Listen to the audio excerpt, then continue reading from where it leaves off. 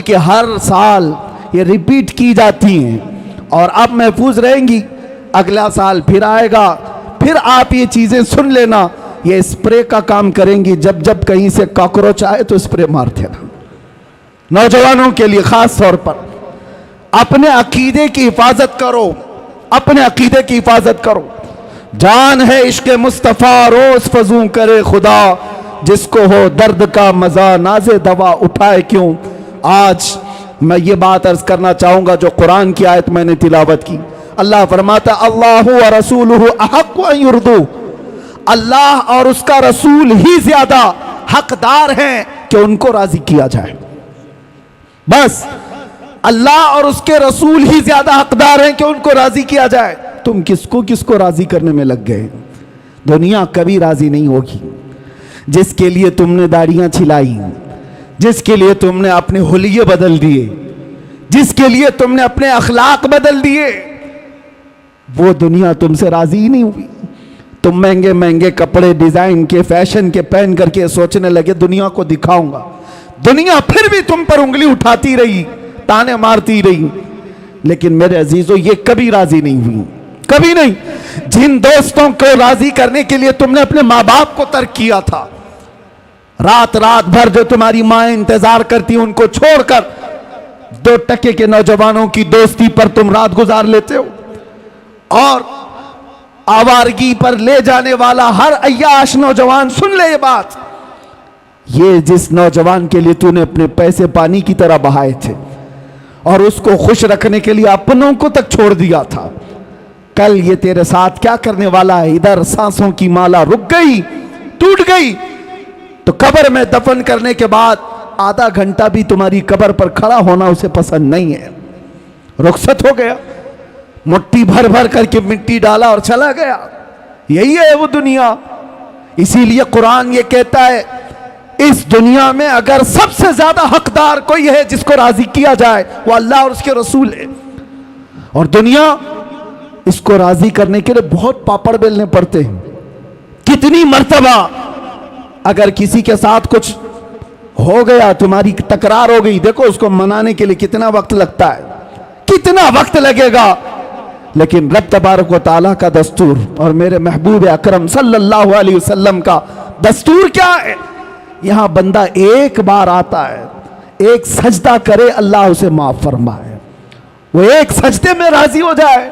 اور ادھر میرے مصطفیٰ کریم صلی اللہ تعالیٰ علیہ وسلم جن کا دربار عالی یہ ہے, اعلیٰ حضرت فرماتے ہیں چور حاکم سے چھپا کرتے ہیں, اور یہاں پتہ ہے نا دنیا میں کیا ہے, جو چوری کیا ہوا ہے وہ پولیس سے ڈرتا ہوا گھومتا ہے, پولیس پکڑ لے گی وہ چھپتا رہتا ہے.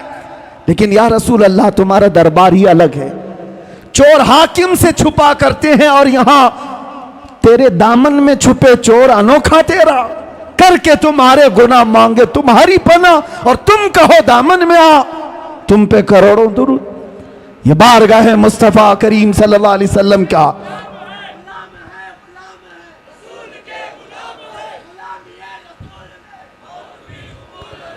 اس رسول پاک صلی اللہ تعالیٰ علیہ وسلم کو راضی کرنے کے لیے برسوں نہیں لگتے, صدیاں نہیں لگتی, بلکہ بس منٹوں کی بات ہے. ادھر تمہارے دل سے آہ نکلی, ادھر وہ میرے مصطفیٰ کریم صلی اللہ علیہ وسلم کی طرف سے دعائی آ گئی. آپ کو میں بتاؤں, حضرت ابو حفص سمرقندی فرماتے ہیں مکہ مکرمہ میں ایک شخص کا انتقال ہو گیا تھا, اور مرتے ہی اس کا چہرہ گدھے کی شکل کا بن گیا, چہرہ بدل گیا تھا. ایک ہی بیٹا تھا, دیکھا میت کو ڈر گیا کہ میت کو دکھائیں تو کیسے دکھائیں لوگوں کو, بدنامی کتنی ہوگی, رسوائی کتنی ہوگی. اس نے کیا کیا, گھر کے سارے دروازے بند کر دیے, اور عورتوں سے گھر والوں سے کہا کہ گھر کے اندر ہی گڑھا کھود کر ہم اسے دفن کر دیں گے, یہیں دفن کر دیں گے میرے باپ کو. چہرہ جانور کی طرح دکھ رہا ہے, وہ رو رہا تھا, غم میں تھا. اسی اسنا میں اس کے گھر کا ایک دروازہ کھلا, ایک بزرگ گھر کے اندر آئے, چہرے پر چادر پڑی ہوئی تھی. وہ سیدھے گئے اور اس میت کے پاس کھڑے ہو کر اس کی چادر ہٹائی اور اپنا چہرہ, اپنا ہاتھ اس کے چہرے پر رکھا. تھوڑی دیر کے بعد چادر ڈھاک دی, واپس پلٹ آئے. इस नौजवान के पास आए वो बुजुर्ग, पूछने लगे क्या बात है, गम क्यों कर रहा है, रोता क्यों है। उस नौजवान ने कहा मैं तो जानता नहीं आप कहां से आ गए, लेकिन देखो आप मेरे बाप की हालत क्या हो गई, मरने के बाद उसका चेहरा बदल गया, किस तरह से मैं लोगों को अपने बाप का चेहरा दिखाऊंगा, मैं कैसे इसका गुस्ल कफन दफन करूंगा, मैं इसी गम में रो रहा हूं। आने वाले बुजुर्ग ने कहा जा देख तो सही तेरे बाप का चेहरा सलामत तो है, कुछ नहीं हुआ है। वो नौजवान खड़ा हुआ, जा करके देखता है चेहरा, अल्लाहु अकबर।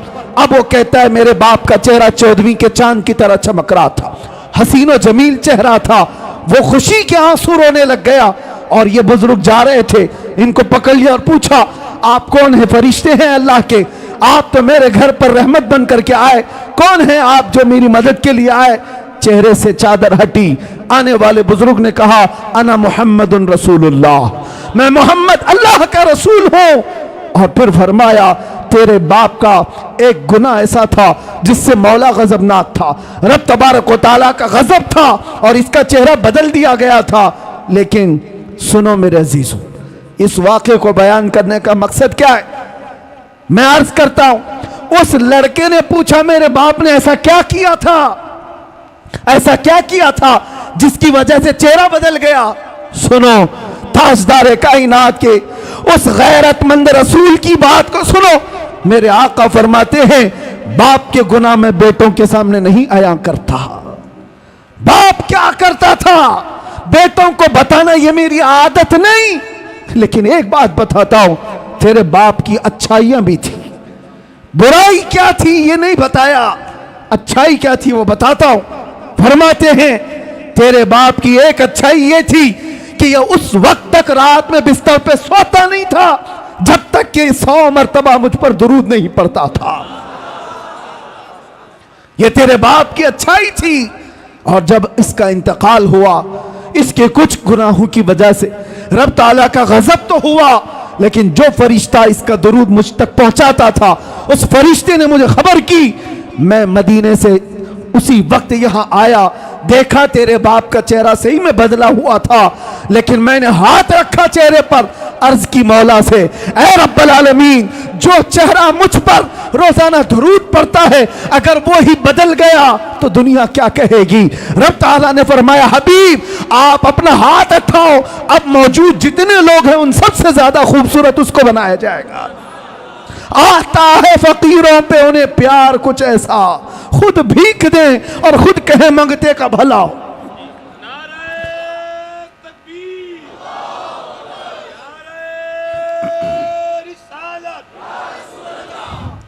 ये बात किस लिए मैंने अर्ज की, इसलिए कि जिस रसूल को बंदा रात की तन्हाई में याद करता हो, अगर उस पर मुसीबत आ पड़ी हो मौत के वक्त, ये दोस्त ये अय्याश या आवारे कोई नहीं आते।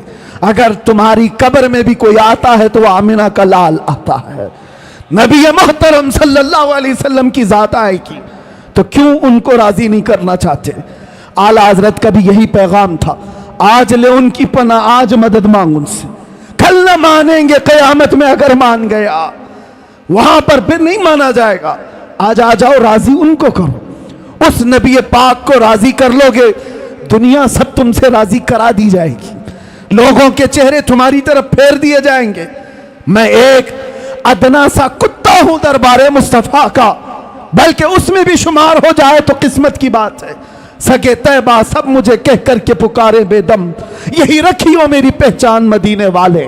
हमारी इससे ज्यादा की औकात भी नहीं, लेकिन मैं एक बात अर्ज करता हूं, हमने लौ लगाई थी बारगाह मुस्तफा की तरफ और हमने सारा मौजू सारा उन्वान समेट करके ये तय किया था कि अब जिंदगी बाकी है तो हुजूर पाक सल्लल्लाहु अलैहि वसल्लम के नामूस की हिफाजत के लिए ही बोलेंगे। ये अर्ज किया, अहद किया था, इसका असर हम देखते हैं। साल नहीं गुजरे, साल 2 साल नहीं गुजरे, लाखों के दिलों को अल्लाह ने इस तरफ फेर करके रख दिया। पता ये चला वो अगर राजी है तो मौला पूरी कायनात को एक तरफ फेर देता है। उनको राजी करो। और चप्पे चप्पे पर इमाम अहमद रजा की बात यूं ही नहीं फैलाई जाती। आला हजरत, ये कभी आला हजरत आए यहां पर, लेकिन अभी मैं कहूं इश्क मोहब्बत, इश्क मोहब्बत, एक ही जुमला आई है, ایک ہی ہے, کسی بھی جگہ پر جاؤ. اعلیٰ حضرت نے اپنے پرچارک نہیں پیدا کیے تھے, ایڈورٹائزمنٹ کے لیے کوئی بہت زیادہ سرمایہ خرچہ نہیں کیا تھا, نہ ہی ان کے سپاہیوں کو دوڑا رکھا تھا, نہ سوشل میڈیا کا دور تھا. لیکن جاؤ دنیا کے جس کونے میں بھی وہ نام ضرور تمہیں ملے گا اعلیٰ حضرت. کیوں؟ اس لیے کہ زندگی بھر جس کو راضی کرنے کی کوشش کرتے رہے, تو میرے مصطفیٰ کا یہ قانون ہے, جو ان کا ہوتا ہے اللہ تعالیٰ اس کی محبت ہر ایک کے دل میں پیدا کرتا ہے. اور آج اعلیٰ حضرت کو ہم یوں نہیں یاد کرتے کہ اعلیٰ حضرت نے ہمیں فتاوی رضویہ دے دیا ہے, اعلیٰ حضرت نے ہمیں یہ دے دیا وہ دے دیا ہے, بلکہ جہاں سے یاد کرتے ہیں تو یوں کہتے ہیں ڈال دی قلب میں عظمت مصطفیٰ. کیوں یاد کرتے ہیں؟ ڈال دی قلب میں عظمت مصطفیٰ سیدی اعلیٰ حضرت پہ لاکھوں صلاۃ.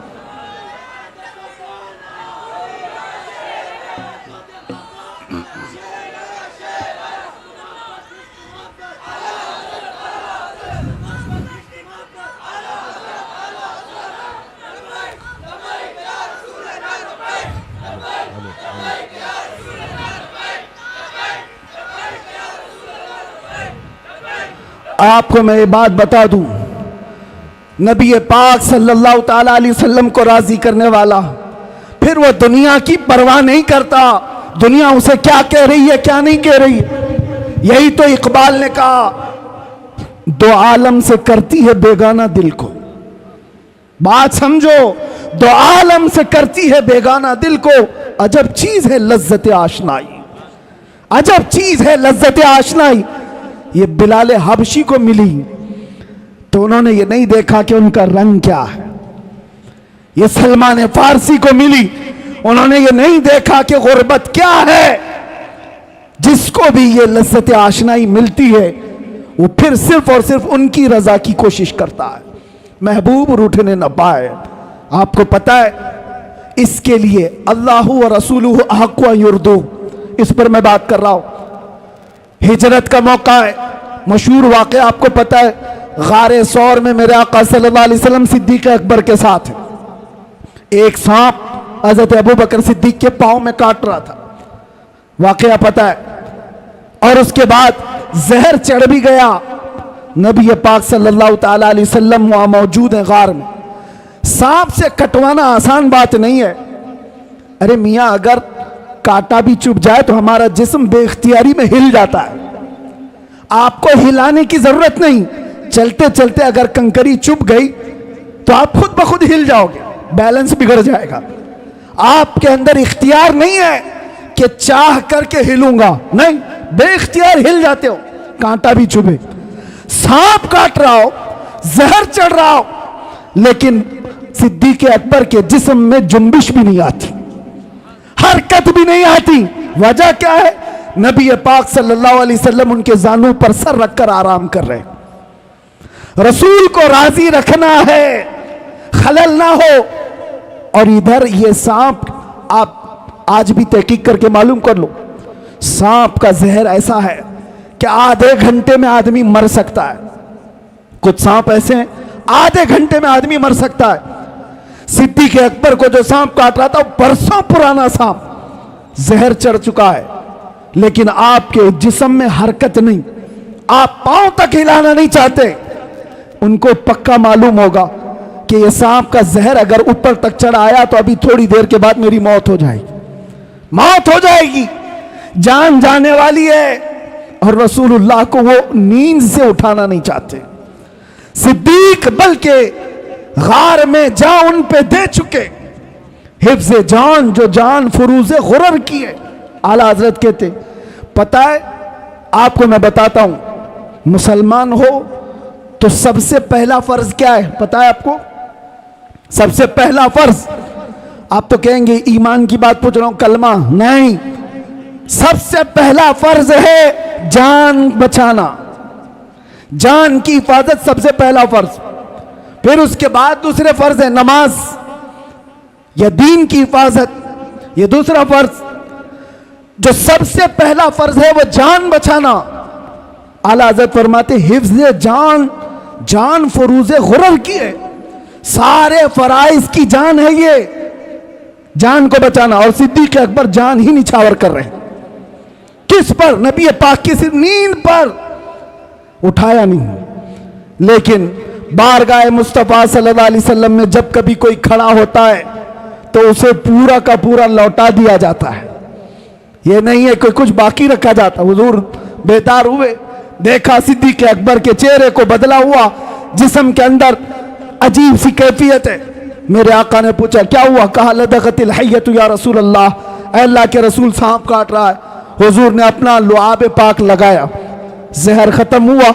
واقعہ پتہ ہے، حضرت ابوبکر کہتے ہیں زندگی بھر مجھے پھر یہ پتہ ہی نہیں چلتا تھا اس پاؤں میں سانپ کاٹا تھا کہ اس پاؤں میں کاٹا تھا. ایک بات ہی. دوسری بات، نبی پاک صلی اللہ علیہ وسلم مولا علی کے ساتھ، عصر کا وقت ہے، حضور کی نماز عصر ہوئی، حضرت علی نے نماز عصر نہیں پڑھی. یہاں بھی یہی مسئلہ ہے.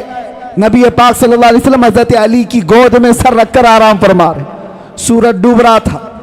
وہ عام لوگوں کی بات نہیں کر رہا، حیدر کرار کی نماز جا رہی ہے، غم اندر سے ہے، لیکن بارگاہ مصطفیٰ میں بیٹھے نبی پاک آرام کر رہے ہیں. نماز جا رہی ہے. مجھے بتاؤ، اللہ کی عبادت اور ادھر رسول اللہ کی نیند. حضرت علی نہیں اٹھائے، سورج ڈوب گیا، عصر چلی گئی. اس کے بعد میرے آقا کی نیند یا میرے آقا صلی اللہ علیہ وسلم کی آنکھ کھلی تو آپ نے دیکھا حضرت علی کو روتے ہوئے. پوچھا کیا ہوا؟ عصر قضا ہوئی. حضور پاک نے ان کے لیے بھی کیا کیا؟ اشارہ کیا، ڈوبے ہوئے سورج کو پلٹایا. واقعہ پتا ہے، عصر کی نماز حضرت علی کی ادا ہو گئی. دو چیزیں میں نے آپ کے سامنے رکھا. ایک صدیق اکبر جن کو چاہیے تھا جان بچانا جو سب سے پہلا فرض ہے وہ نچھاور کر دیا، اور حضرت علی کو جو دوسرا فرض ہے نماز کی حفاظت وہ بھی چھوڑ دیا. کس کے لیے؟ رسول اللہ کے لیے. کس کے لیے؟ نبی پاک کی نیند کے لیے. ایک جان قربان کر رہا ہے اور ایک نماز قربان کر رہا ہے. اعلیٰ حضرت اب اس پر کیا کہتے ہیں سنو. صدیق بلکہ غار میں جان ان پہ دے چکے، حفظ جان جو جان فروز غرر کی ہے. مولا علی نے واری تیری نیند پر نماز، وہ بھی نماز عصر جو اعلیٰ خطر کی ہے. تو نے پھیر دی انہیں نماز، تو نے پھیر دی انہیں جان اور ان کی نماز. یا رسول اللہ تو نے پھیر دی ان کی جان اور انہیں نماز، پر وہ تو کر چکے جو کرنی بشر کی ہے. اب کیا ثابت ہوتا ہے؟ ثابت ہوا جملہ فرائض فروع ہیں. جتنے فرض ہیں یہ سب برانچ ہیں. فرع کا مطلب سمجھتے ہو؟ فرع کس کو کہتے ہیں؟ برانچ کو، شاخ کو. اصل اور فرع دو چیزیں. اصل فرض ہے اور اس کی جو شاخ ہے اس کو فرع کہتے ہیں. اب اعلیٰ حضرت فرما رہے ہیں یہ دونوں صحابہ صدیق اکبر کے عمل سے، مولا علی کے عمل سے یہ ثابت ہوتا ہے جتنے فرائض ہیں یہ سب برانچ ہیں، یہ سب شاخیں ہیں. جان بچانا یہ بھی فرض ہے، نماز کی حفاظت یہ بھی فرض ہے، لیکن یہ سارے فروع ہیں. ثابت ہوا جملہ فرائض فروع ہے. اصل الاصول بندگی اس تاجور کی ہے. اصل الاصول بندگی اس تاجور کی ہے. اگر وہ راضی نہ ہوا تو پھر نماز کس کام کی؟ اگر وہ تمہارے ساتھ نہ ہو تو جان کس کام کی؟ وہ جو نہ تھے تو کچھ نہ تھا، وہ جو نہ ہو تو، سنیوں کو یہ پتا ہے، وہ جو نہ ہو تو، اور جان ہے وہ جہان کی، جان ہے تو جہان ہے. اور اقبال یہ فیصلہ کن انداز میں کہتا ہے آبرو ما زنام مصطفیٰ است، ہم سب کی عزت و آبرو مصطفیٰ کے نام سے ہے. ہر چے دری دنیا باد مصطفیٰ، جو کچھ بھی دنیا میں ہے وہ مصطفیٰ کے بعد ہے. اس نقطے پر آ جاؤ اے سنی مسلمانوں. ہمیں راضی کرنا ہے، ہمیں کرنی ہے شہنشاہ بطحا کی رضا جوئی. وہ اپنے ہو گئے تو رحمت پروردگار اپنی. بس راضی کرنے پر لگے رہو میرے مصطفیٰ کریم صلی اللہ علیہ وسلم کو. اگر وہ راضی ہو گئے تو رحمت پروردگار ہماری. یہ ایک بات اور بتاتا ہوں، کس چیز کے لیے دوڑ بھاگ کر رہے ہو؟ سیاست کے لیے، حکومت کے لیے؟ چلو دوڑ بھاگ کر رہے ہو. ایجوکیشن کے لیے, سکسیس کے لیے, دنیا میں کیا کیا چیزیں سب گناؤں میں بولتا ہوں. سیاست چاہیے تمہیں, قیادت چاہیے تمہیں, ایجوکیشن چاہیے, مقام و بلند مرتبہ چاہیے, سب چاہیے. ساری چیزیں کہاں سے ملیں گی؟ بتاتا ہوں تمہیں. حکومت, سیاست, یہ دنیا, یہ ساری چیزیں. اقبال کی بات تو سنو, کہتا ہے کہ محمد سے وفا تو نے تو ہم تیرے ہیں. ارے یہ جہاں چیز ہے کیا؟ ارے یہ جہاں چیز ہے کیا؟ لوح و قلم تیرے. تو سیاست اور حکومت کی بات کر رہا ہے, یہ جہاں چیز ہے کیا؟ حضور سے وفا کر کے دیکھ, لوح و قلم تیرے ہیں. پتہ ہے حضور سے وفا کرنے والا غلام ایک عمر ابن خطاب, مصر سے ایک قاصد آیا تھا, یہ کہتا ہوا کہ دریائے نیل ہر سال سوکھ جاتا ہے. دریا آج بھی ہے وہ دریائے نیل, ہر سال سوکھ جاتا ہے. اور مصری لوگ کیا کرتے ہیں, ایجپشن لوگ 16 سال کی ایک نوجوان لڑکی کو دلہن بنا کر جلوس نکالتے ہیں اور اس کو ذبح کرتے ہیں, دریا میں ڈالتے ہیں, پھر پانی اوپر آ جاتا ہے. ہر سال بلی چلانی پڑتی تھی, ہر سال بلی چڑھائی جاتی تھی. لیکن جب اسلام آیا تو وہاں پر موجود صحابی نے یہ لکھ کر کے بھیجا, امیر المومنین اب کی بار کیا کیا جائے, ہم کیا کسی لڑکی کو ذبح کرنے کی اجازت دیں گے؟ مولا عمر ابن خطاب نے کہا نہیں, ہرگز نہیں. ایک خط لکھا اس صحابی رسول کو جواب, ان کو بھی جواب میں لکھا, اور ایک خط لکھا دریائے نیل کے نام پر. آج تک دنیا میں دیکھا ہے آپ نے کسی کو کہ کوئی دریا کو بھی خط لکھ رہا ہو؟ کوئی دریا کو بھی خط لکھ رہا ہو؟ دریا کے نام پر لکھتے ہیں عمر ابن خطاب, اے دریائے نیل, عمر ابن خطاب رسول اللہ کا غلام تجھ سے کہتا ہے اگر تو اپنی مرضی سے چلتا ہے تو ہمیں تیری کوئی حاجت نہیں, اور اگر اللہ کے حکم سے چلتا ہے تو عمر کا حکم ہے کہ ابھی چل پڑ. خط لکھا, صحابی رسول کو بھیج دیا. ایک خط ان کے نام تھا, ایک خط دریائے نیل کے نام پر تھا, اور حضرت عمر کا حکم تھا جو میرا خط دریائے نیل کے نام پر ہے وہ دریا میں ڈال دو. اللہ اکبر. میرے عزیزوں, یہ صرف واقعات نہیں ہے, سنو. جب یہ خط پہنچا, گورنر مصر نے اپنا خط اپنے پاس رکھا, دریا کا خط لے جا کر دریائے نیل میں ڈالا جو سوکھ گیا تھا. تاریخ نگار بتاتے ہیں خط جیسے ہی پڑا 16 گز پانی اوپر موجیں مارتا ہوا آ گیا تھا. کس کی حکمرانی ہے, کس کی حکمرانی ہے؟ نبی کا جو ہو گیا ہر چیز اس کے قدموں کے نیچے لا دی جاتی ہے. اسی کو کہا ہے اقبال نے کہ ٹل نہ سکتے تھے جنگ میں اگر اڑ جاتے تھے, پاؤں شیروں کے بھی میدان سے اکھڑ جاتے تھے, حد سے سرکش ہوا کوئی تو بگڑ جاتے تھے, ارے تیغ کیا چیز ہم توپ سے بھی لڑ جاتے تھے. آ گیا ان لڑائی میں گر وقت نماز, قبلہ روحوں کے زمین بوس ہوئی قوم حجاز. اور اسی میں اقبال کہتا ہے دشت تو دشت ہے دریا بھی نہ چھوڑے ہم نے, بحر ظلمات میں دوڑا دیے گھوڑے ہم نے. نبی پاک صلی اللہ علیہ وسلم کا جو غلام ہوتا ہے ان سے جو وفا کیا ہے اللہ تعالیٰ ساری کائنات اس کو مسخر کر کے دے دیتا. وہ تو صرف دریا کی ایک مثال میں نے دی, دریا کی ایک مثال دی. صحابہ کرام کے ایسے ایسے واقعات ہیں. حضرت سفینہ ایک جنگل میں راستہ بھٹک گئے تھے, مدینے کے قریب ایک جنگل میں راستہ بھٹک گئے. کہتے ہیں میں راستہ نہیں پا رہا تھا, اچانک ایک درندہ آ گیا, شیر, منہ پھاڑے ہوئے میرے سامنے آ گیا. صحابی رسول ہے, سنو توجہ سے. اور شیر کو دیکھ کر کس کی ہیبت نہیں ہوتی, سب کپ کپی آ جاتی. حضرت سفینہ کہتے ہیں جیسے وہ شیر قریب آیا میں کیا کرتا, میرے پاس نہ ہتھیار نہ بھالا نہ نیزا کچھ نہیں. جب وہ منہ پھاڑ کر میرے پاس آیا میں نے چیخ کر کے اتنا کہا یا ابا الحارث انا مولا رسول اللہ, اے پھاڑ کھانے والے درندے میں رسول اللہ کا غلام ہوں. حضرت سفینہ کہتے ہیں وہ شیر سر جھکا کر میرے تلوے چاٹنے لگا اور دم ہلاتا ہلاتا راستہ دکھاتا دکھاتا مجھے مدینے تک چھوڑ کر گیا. ان کے جو ہو جاؤ کائنات اس کی طرف ہے. اسی لیے قرآن کیا کہتا ہے, اللہ و رسولہ احق ان یرضوہ, اللہ اور اس کے رسول اس بات کے زیادہ حقدار ہیں انہیں راضی کیا جائے. یہ جتنوں کو راضی کرنے کے لیے تم پاپڑ بیلتے رہتے ہو, جھنڈے لگا کر, اپنے گلوں میں پٹے ڈال کر, اس کے نعرے لگا لگا کر, ہوتا کیا ہے सियासी लोग तुम्हें लॉलीपॉप तो दे सकते हैं, बाकी कुछ नहीं। और क्या है इनके पास?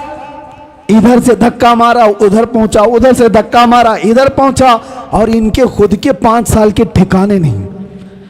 जिनके 5 साल के ठिकाने नहीं, उनसे तुम अपनी आबरूएं वाबस्ता किए हो, अपनी उम्मीदें वाबस्ता किए हो। और जो सुल्तान और बादशाह क़यामत तक का है, उसके दरबार की तरफ हाथ क्यों नहीं उठाते? उसके दरबार की तरफ उठाओ। इसीलिए मारहरा का अजीम कलंदर अपने दौर में हुजूर सैयदुल उलमा जब वो दौरे करते थे, उनका भी एक वक्त था जब हुकूमत भी कांप रही थी उनकी जुबान से निकलने वाले अल्फाज और हजारों के मजमे में उनका असर देखकर। और उस जमाने में हुकूमत एक डिक्टेटरशिप की तरह थी। लेडी प्राइम मिनिस्टर, उनकी तरफ से सुना गया कि कहा गया, मियां सैयद मियां आप राज्यसभा की कुर्सी ले लीजिए, आप भी पार्लियामेंट के मेंबर बन जाइए। तो आप सैयद मियां रहमतुल्लाह अलैह ने फरमाया था, जिसके पास आयतल कुर्सी हो उसे तेरी कुर्सी की जरूरत नहीं।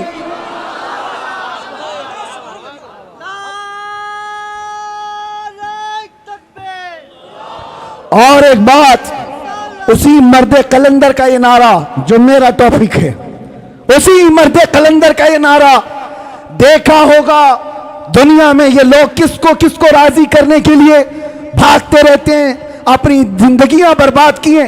40-40 साल जिन्होंने नौकरी की, आज उनकी हालत क्या है? जेलों में बंद पड़े हुए, उनको पूछने वाला कोई नहीं, और झंडे उठाकर घूमते थे और आज जेलों में बंद पड़े हो। मैं नहीं कहता कि जेल में किसी कसूर की वजह से गए हो कि नहीं गए हो, लेकिन काश मुस्तफा के नाम पर गए होते तो दुनिया का हर चप्पा तुम्हारे लिए दुआ कर रहा होता। तुम तो किसी पार्टी की नौकरी करके गए, किसी पार्टी की नौकरी करते गए, अपनी जिंदगी के बेश बहा वक्त किसी की धोती उठाने में, किसी की साड़ी उठाने में। इनका हाल यही है, इनके साथ बैठा इनको राजी किया, उनके साथ बैठा उनको राजी किया, इलेक्शन में इसकी सीट ज्यादा आ गई, दर बदल लिया। ये सब करने वालों के अंजाम क्या होते? इसीलिए सैयद मियां का ये नारा सुनो, ये सारे हालात देखकर मारेरा मुतहरा के मर्द कलंदर का ये नारा था, किसी की जय विजय क्यों पुकारें, क्या गरज हमको, हमें काफी है सैयद अपना नारा या रसूल अल्लाह।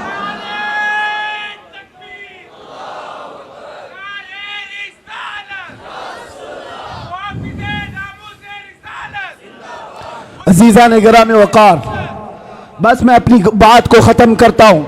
अल्लाह और उसके रसूल को राज़ी करने की फिक्र में रहो, बाकी किसी को राज़ी करने की ज़रूरत नहीं। कोई राज़ी नहीं होगा, ये बात पक्की है, ये बात पक्की है। हमसे भी कहा जा रहा था, हमसे भी कहा गया था, जब लास्ट दिन थे हमारे बाहर आने से पहले, ऑफर बहुत सारे आए हैं लेकिन मैं इजहार नहीं करना चाहता, ये क्या आप ये नहीं बोलेंगे और आप ये बोलेंगे, आप इस तरह से काम करेंगे, मुल्क का भी फायदा होगा, इसका भी फायदा होगा, हम सब समझते हैं किसका फायदा होगा। ये बातें करने वालों से मैं एक बात कहा था, तुम्हारी क्या गारंटी है कि कब तक तुम राजी रहोगे, कब तक तुम राजी रहोगे? आज हम ये बोलना छोड़ दें, तुम उसके बाद कल ला करके कहोगे कि कुरान पढ़ना भी छोड़ दूं, तीसरे दिन बोलोगे कलमा भी मत पढ़ना। यानी तुमको राजी करते करते पूरे कपड़े उतार दिए जाए।